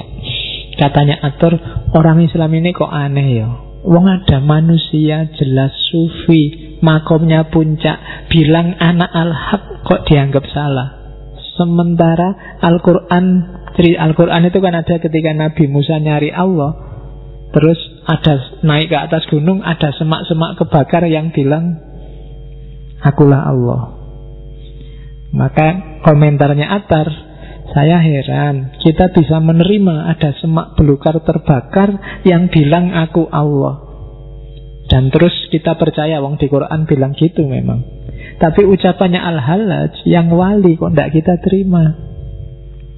Kenapa kamu percaya bahwa semak ini bilang anak Allah? Karena kamu percaya bahwa Allah tajalli di situ.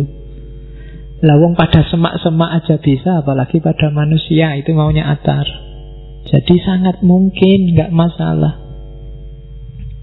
Kamu jadi juru bicaranya Allah itu kan bukan sesuatu yang luar biasa. Kiai-kiai, ustadz-ustadz kan tiap hari begitu. Mulutnya kan dia bilang, ini Allah loh yang bilang, kan gitu. Ya kan? Loh, orang yang ngomong gitu kok enggak kamu tunjuk, murtad kamu, kafir kamu. Kok berani bilang kamu itu Allah? Ya kan, ini perintah Allah, ini kehendaknya Allah, ini ucapannya Allah sendiri, lalu yang ngomong dia. Kok berani-beraninya atas nama Allah? Itu yang sebenarnya mau dikritikkan oleh Attar. Mbok yang konsisten. Wong yo semak-semak kita percaya, ada orang ngamuk bawa pentung bilang ini perintahnya Allah, kita percaya. Kok Al-Hallaj bilang kita anggap murtad. Nah, itu komentarnya Attar. Ada lagi komentarnya Sirhindi, Ahmad Sirhindi, ini mursyidnya Tarekat Naqsabandiyah dari India. Dia digelari wali abad milenium kedua.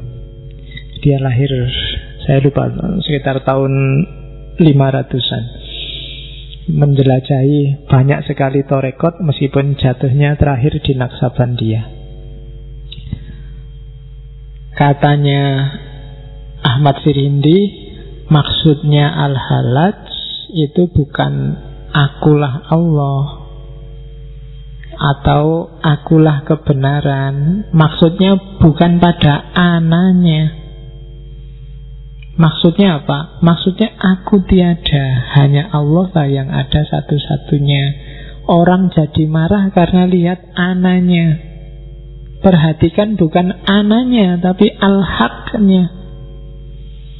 Jadi itu sebenarnya Al-Hallaj ingin menyangkal dirinya, bukan ingin ngaku dirinya Tuhan, tapi ingin buang dirinya, ingin membunuh dirinya sendiri. Jadi anak al-haq itu berarti aku itu sudah tidak penting, aku itu sudah hilang, aku itu sudah tidak ada. Hanya Allah yang ada, Allah yang penting. Jadi itu penyangkalan diri. Tanpa ini tauhid kita nggak akan puncak. La ilaha illallahnya nggak utuh. Nah itu komentarnya Ahmad Sirhindi. Jadi yang kontra lebih banyak lagi, nggak usah tak sebut di sini. Yang mengkafirkan, biasanya yang mengkafirkan pakai dalil bohirnya kalimat. Jadi ngomong akulah kebenaran, terus wah berarti ngaku Tuhan. Tuhan kan tidak di situ, Tuhan di sana. Berarti kamu musyrik, murtad, berarti harus dibunuh. Jadi logikanya simpel. Jadi lihat zahirnya. Oke. Terus teori kedua, Hulul sudah ya, anak al-haq sudah. Sekarang teori ketiga, Nur Muhammad. Jadi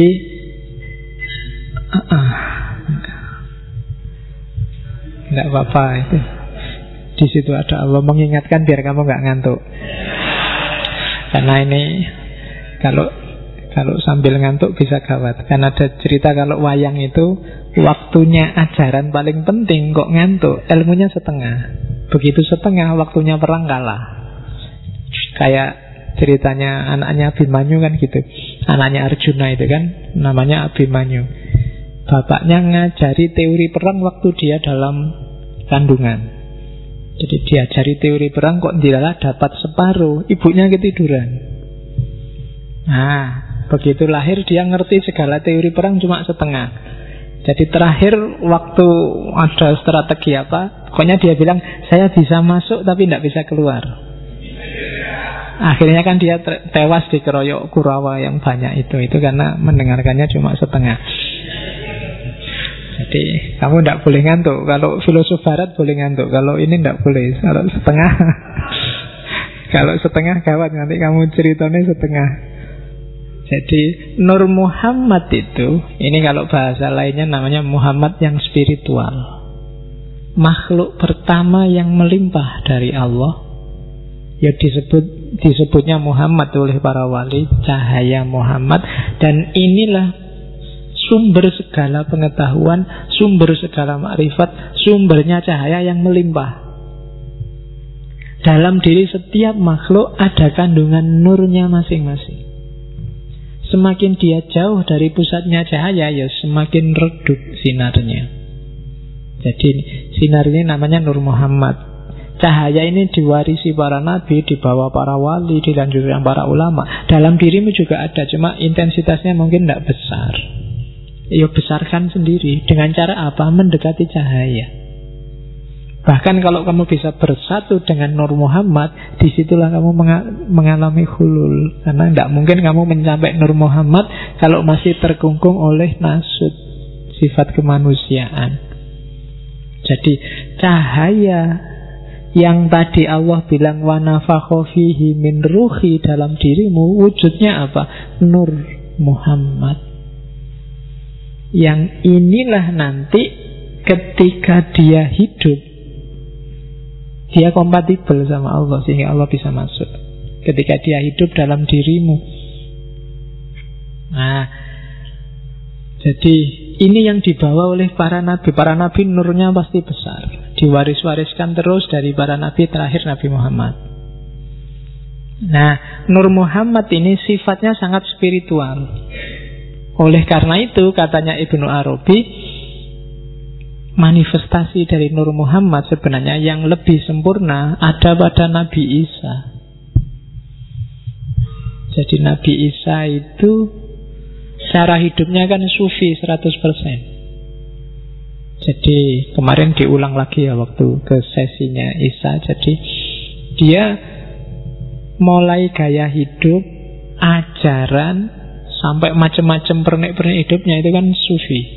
Maka katanya Ibnu Arabi, contoh idealnya Nur Muhammad itu Nabi Isa.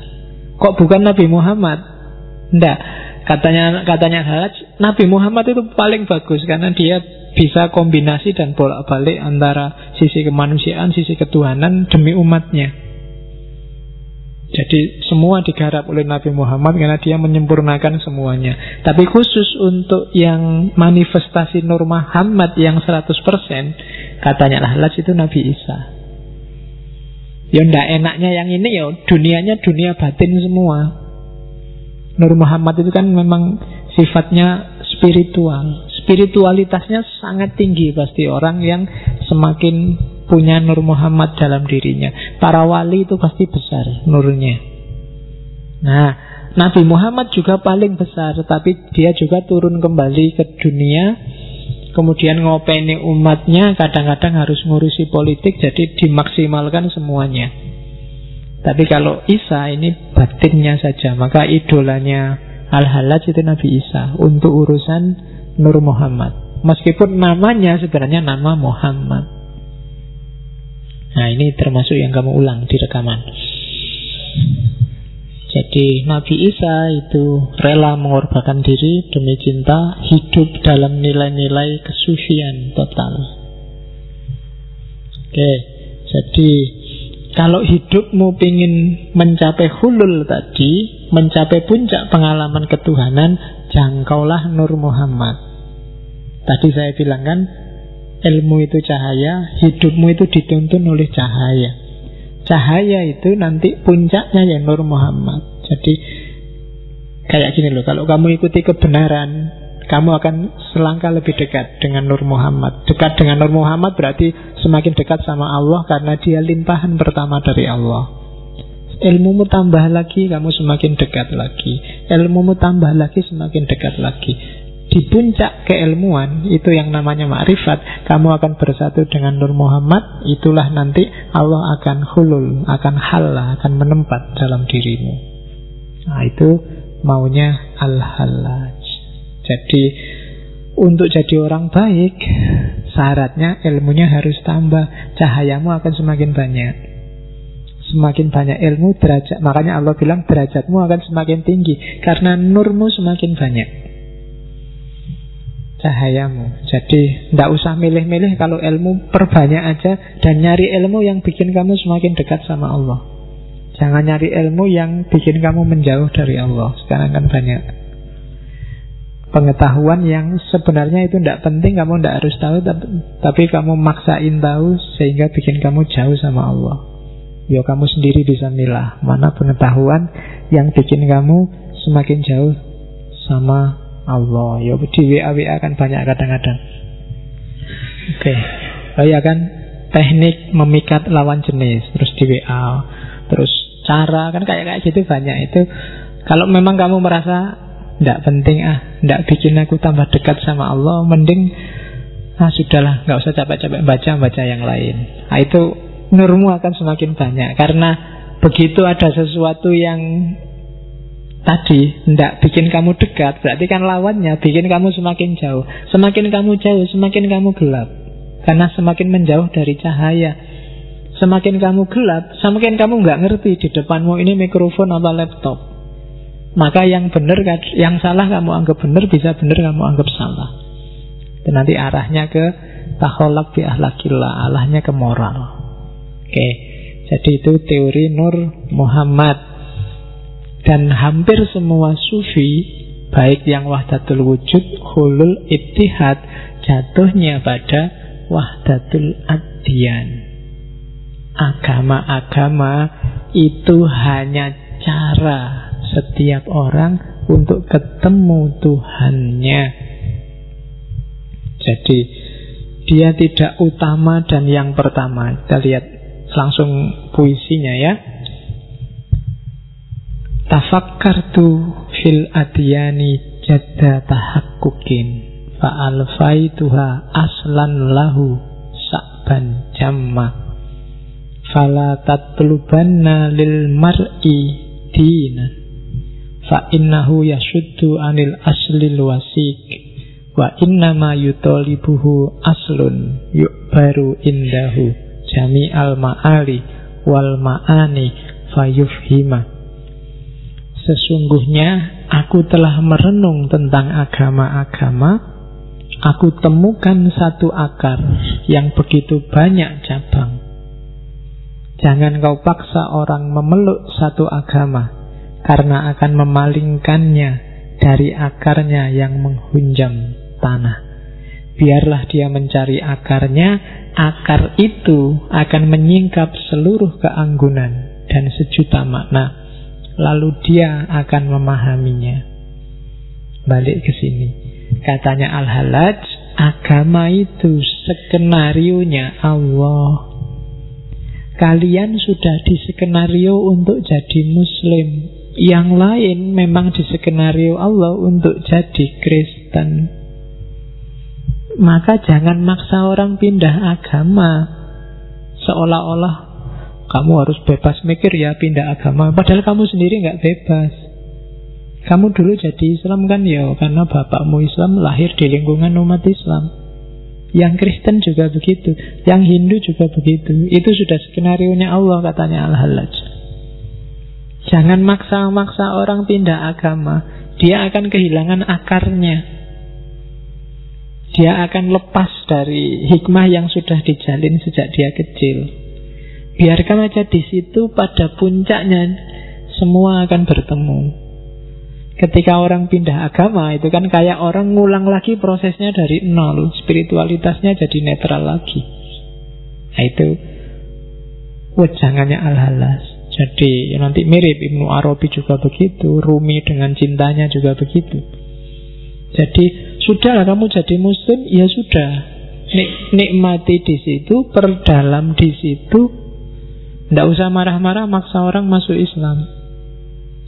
Biar aja yang Kristen, biar aja yang Hindu, akarnya nanti sama. Nanti itu yang disebut wahdatul adyan. Setiap agama sama, tapi tidak usah dibahas. Jalani aja sesuai agamamu masing-masing. Kalau dibahas nanti mesti gegeran. Terus kamu marah-marah, ya enggak, ya Islam yang paling benar. Iya, Islam paling benar, makanya jadi Islam yang benar, kan gitu aja. Jadi tidak harus rame, tidak harus ngotot. Jalankan aja sesuai akarmu masing-masing. Itu skenarionya Allah. Terus ini yang kontroversial. Tafsirnya Al-Hallaj terhadap iblis dan Fir'aun. Jadi katanya Al-Hallaj ini potongan. Di depannya panjang tentang iblis dan Fir'aun. Jadi maka iblis dan Fir'aun adalah sahabat dan guruku, dan dengan mereka aku menemukan jalanku. Oh, ini hati-hati, kamu nggak boleh jadi bahan khutbah Jumat ini. Bisa tawuran orang-orang. Ya, jadi di Tawasin itu dia bilang iblis itu simbol keteguhan tauhid yang luar biasa. Malaikat aja disuruh sujud pada yang selain Allah mau semuanya. Iblis yang tidak mau, karena dia tidak mau aku sujud pada yang selain Allah. Hanya Allah, hanya pada Allah aku mau sujud. Selain Allah tidak. Yo, di situ masuk akal. Cuma nanti Al-Halaj sendiri bantah itu di puisinya. Jadi yang kedua, iblis ini termasuk Fir'aun, ini sudah diskenario oleh Allah. Untuk apa? Untuk pelajaran bagi yang lain. Makanya sahabat dan guruku, kalau membaca ceritanya Fir'aun terus kamu hanya dapat marah-marahnya, nggak dapat hikmah dan pelajarannya, itu sia-sia Allah ngasih ibrah Fir'aun. Jadi belajarlah dari iblis, belajarlah dari Fir'aun. Kalau kamu belajarnya cuma dari ustadz-ustadz yang di TV, iya, dapatnya cuma iklan. Jadi, loh iya kan, belajar, ya kan, ketauhidannya iblis, bagaimana ikhlasnya iblis, dia disuruh menyusahkan manusia sampai akhir zaman, dicaci maki setiap orang setiap hari entah berapa kali. Oh, itu kan patuh luar biasa perintahnya pada perintahnya Allah. Di sisi itunya, meskipun itu kan berat loh, luar biasa, sengsara itu, disuruh sampai kiamat pokoknya kamu dapat kerjaan menyesatkan orang. Itu kan berat loh dibandingkan berbuat baiklah, itu gampang, tapi disuruh berbuat jahat. Awas kalau kamu nggak jahat sampai akhir zaman loh. Loh itu ya berat itu. Dari asalnya malaikat disuruh jadi jahat sampai akhir zaman itu berat. Tapi karena Allah yang nyuruh, ya ayo. Itu di sisi itunya. Katanya Al-Halaj, di situ iblis harus jadi guru bagimu. Ya segala hal sebenarnya kan harus kamu jadikan guru. Kamu ambil hikmah, kamu ambil pelajarannya. Termasuk dari iblis, dari Fir'aun, dari PKI, dari apa. Banyak pelajaran yang bisa kamu ambil. Oke, meskipun kemudian ada cerita. Jadi waktu dia mau dieksekusi, Al-Halaj sendiri cerita. Jadi waktu dia mau digantung, iblis itu datang. Katanya iblis, kok ndak adil ya? Sebenarnya engkau kan kayak aku. Engkau bilang ana al-haq, aku juga bilang aku satu-satunya kebenaran. Kan sama. Lah kok kamu disayangi Allah, aku enggak? Lah kok kamu jadi wali, aku malah jadi iblis? Katanya Al-Halaj, ndak. Aku dan engkau sama-sama mengakukan diri masing-masing, sama-sama bilang ana. Tapi waktu bilang ana, engkau masih melihat dirimu. Sementara waktu aku bilang aku, ya aku ndak ada sudah. Aku ndak lihat diriku sama sekali, aku sudah hilang. Jadi waktu iblis bantah Allah untuk sujud pada Adam, itu dia masih mikir dirinya. Akunya iblis masih ada. Maka lahirnya jadi sombong. Makanya ilustrasinya Al-Quran ke iblis itu kan kesombongan. Bahwa engkau menciptakan dia dari tanah, sementara aku dari api. Masih ada akunya. Katanya Al-Halaj, salahmu di situ, iblis. Kan gitu. Ya. Ya kan namanya iblis, yang nyuruh iblis. Jadi sementara kalau aku, waktu aku bilang anak al-haq, itu aku sudah nggak nganggap diriku ada, sama sekali nggak ada, egoku sudah hilang. Itu yang jadi kebalikannya. Aku disayang Allah, engkau dikutuk oleh Allah.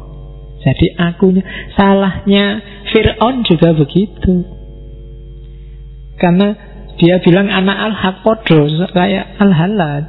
Dia bilang aku Tuhan kan, mirip-mirip aja kayak Al-Halaj, tapi akunya kelihatan, egonya yang akunya lebih besar, bukan Tuhannya, bukan Al-Haqnya. Kebalikannya Al-Halaj. Begitu dia bilang anak Al-Haq, anaknya sudah nggak ada, Al-Halajnya nggak ada, yang ada tinggal Tuhannya. Nah itu problemnya di situ, katanya Al-Halaj. Jadi sebelum dia dieksekusi, dia masih ngobrol dulu sama iblis.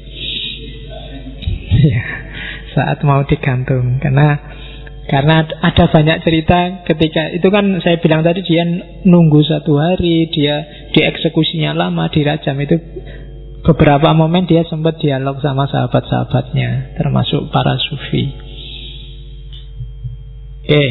Bahkan gurunya sendiri Junaid mengingatkan, Al-Halaj, agak kompromi dikit lah, jangan kaku-kaku.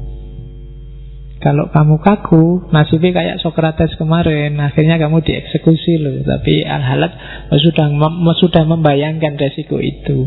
Maka dia bilang, wa in kutiltu au sulibtu au kutiat yadaya wa rijlaya lama roja'tu an dakwaya. Meskipun aku dibunuh atau disalib atau dipotong-potong kedua tanganku dan kakiku, aku tidak akan mundur dari yang aku dakwahkan. Nah, kalimatnya itu pas, karena pada akhirnya dia juga dibunuh, juga disalib, juga dipotong-potong tangan dan kakinya. Karena memang dia mungkin sudah membayangkan ceritanya akan seperti itu. Para wali kan biasanya begitu. Ghazali aja kan dulu tak ceritain gimana dia ngerti bahwa sebentar lagi aku meninggal, maka adiknya suruh beli ini kain kafan, terus dia mandi sendiri, pakai kain kafan sendiri, terus berbaring dan meninggal. Loh ya, kalau iya, Ghazali itu begitu meninggalnya. Jadi dia sudah siap-siap ngerti, sudah mau dipanggil. Kalau di Jawa kemarin kan ada Ronggo Warsito yang bisa meramal pas kapan dia meninggal. Ini kalimat terakhir yang tadi tak ceritain, waktu dia lidahnya mau dipotong. Jadi dia bilang, ya Tuhan, lihatlah hamba-hambamu yang telah berkumpul. Mereka menginginkan kematian demi membelamu dan untuk lebih dekat denganmu. Itu kan orang-orang bilangnya kan memang membela Allah, membela Islam. Maka ya Tuhan, ampuni dan kasihi mereka. Mereka itu tidak tahu apa-apa.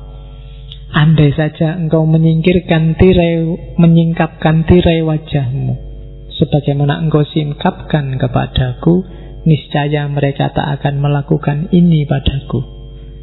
Andai saja engkau turunkan tirai wajahmu dariku sebagaimana engkau menurunkannya dari mereka, niscaya aku tak akan diuji seperti ini. Jadi waktu terakhir sudah berdarah-darah, sudah tinggal badannya sama kepalanya saja, mau dipotong lidahnya, dia masih berdoa pada yang menyiksa dia. Padahal ceritanya kalau Al-Halaj mau, itu dia bisa aja keluar penjara lari. Karena ada ceritanya 3 hari di penjara. Hari pertama sipirnya lihat, ini kok Al-Halaj hilang. Hari pertama ada, hari kedua Al-Halaj kok hilang, hari ketiga, penjara sama Al-Halajnya hilang. Ya, ada cerita begitu. Terus waktu ditanya sama, kok bisa kayak gitu loh. Hari kedua saya keluar, ketemu sama Allah, maka aku tidak ada di penjara. Hari ketiga Allah yang datang ke sini, maka penjara sama akunya nggak kelihatan. Jadi jawabannya Al-Halaj gitu. Dan waktu terakhir mau dieksekusi itu, dia bisa melepaskan teman-temannya sak penjara, dibebaskan semua sama Al-Halaj. Jadi dia cuma nunjuk itu, terus terbuka semua pintu penjara, silahkan kalian keluar, dan dia sendiri nunggu di dalam. Sipirnya herannya bukan kenapa kok bisa membebaskan, karena semua orang sudah tahu karomahnya Al-Halaj. Cuma kok sampean gak ikut lari sekalian, saya itu beban loh menjara sampean itu. Jadi iya, kalau nggak disuruh oleh raja, dia sebenarnya maunya dibebaskan aja. Tapi ya Al-Halaj bilang, ya sudah, skenario-nya seperti ini. Jadi nanti hikmahnya akan ketemu di belakang, dia harus dieksekusi memang. Sama kayak Sokrates kemarin. Kalau dia lari dan pilih hidup enak, ya pengaruh ajarannya nggak akan sedahsyat sekarang. Nah, itu al-halaj. Oke, sedikit saja saya ngomong, bisa tafsir politiknya. Tafsir politiknya itu ada orang membaca fenomena al-halaj itu sebenarnya fenomena urusan politik, kenapa dia dieksekusi, bukan urusan agama. Dan ajaran-ajarannya al-halaj itu bisa ditafsirkan secara politik. Saya bilang tadi sedikit di depan, misalnya al-halaj ini orang Persia yang taklukannya Islam, dan sampai hari ini namanya Persia Arab, Arab non-Arab itu kan selalu rival, selalu saingan. Sampai detik ini Iran dan Timur Tengah itu kan masih breng. Terus zaman itu orang-orang Persia, orang taklukkan itu namanya kelompok Mawali. Jadi orang Mawali itu orang-orang mu'alaf, termasuk orang Persia yang sepinter apapun dia, sejago apapun dia, tidak akan bisa jadi pimpinan. Dia harus hanya ngawal, hanya jadi pegawainya orang-orang Arab zaman itu. Dan karena dianggap tidak pinter agama, dia harus bayar pajak kayak kafir zimmi, dan tidak boleh menduduki jabatan. Akhirnya apa? Ajarannya al-halaj bisa dibaca semacam ini. Hulul itu berarti kayak tadi, setiap manusia punya hak untuk ketemu dengan Allah. Kesetaraan, tidak harus Arab dan non-Arab, tidak harus mayoritas dan minoritas. Itu sebenarnya visi, di samping kedalamannya tadi ada implikasi politiknya. Nur Muhammad juga begitu. Orang Arab itu kan di zaman itu agak merasa besar karena Nabi turun di Arab. Nah, terus lahirlah teori Nur Muhammad. Nur Muhammad itu, nurnya Muhammad itu tidak cuma miliknya Nabi Muhammad. Semua Nabi, bahkan para wali juga punya. Nah, itu sekarang ada saingannya sekarang, tidak cuma Nabi Muhammad. Karena sekarang ada Nur Muhammad, lebih esensial daripada Nabi Muhammad. Sama, Wahdatul Adyan juga begitu. Bangsa Persia yang non-muslim, yang Zoroaster itu kan biasanya agak terdiskriminasi, harus bayar upeti. Ajaran Wahdatul Adyan dari para sufi Persia itu meminimalisir ini, biar orang melihat bahwa sama-sama beragama, akarnya sama, jangan saling mendiskriminasi. Dan yang terakhir, Iblis dan Fir'aun. Ini sebenarnya diskusi teologi. Jadi al-halaj ini agak pro dengan Murji'ah, melawan para mutakallim. Itu sebenarnya mau ngeritik Iblis dan Fir'aun. Iblis itu kan sangat tauhid, satu-satunya yang dia sembah hanya Allah, dan disuruh sujud ke Adam gak mau. Orang yang setauhid puncak kayak gini aja gak selamat, masuk neraka. Maka manusia yang merasa tauhidnya tinggi jangan sombong. Kamu tetap raiso ngalahke iblis nek urusan menomorsatukan Allah, kan gitu. Sindirannya ke situ sebenarnya. Para mutakalim itu kan sering merasa imannya lebih tinggi, lebih ngerti agama. Begitu kamu merasa kayak gini, itu sebenarnya kamu sudah kalah sama iblis. Iblis itu kan kalahnya karena merasa tinggi itu, dan tauhidnya sebenarnya dia puncak, hanya agak sombong. Maka siapapun muwahhid yang sombong sebenarnya dia iblis.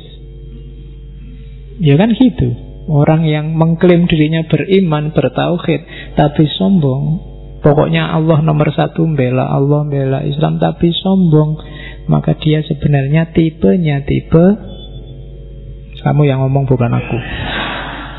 Oke, itu kritiknya al-halaj. Itu kalau dibaca secara politik. Cuma yang terakhir ini, yang politik ini yang bisa kita diskusikan panjang. Silahkan buka forum sendiri untuk bahas ini. Oke, alhamdulillah sudah selesai dengan al-halaj. Minggu depan kita lanjutkan dengan muridnya Syekh Siti Jenar.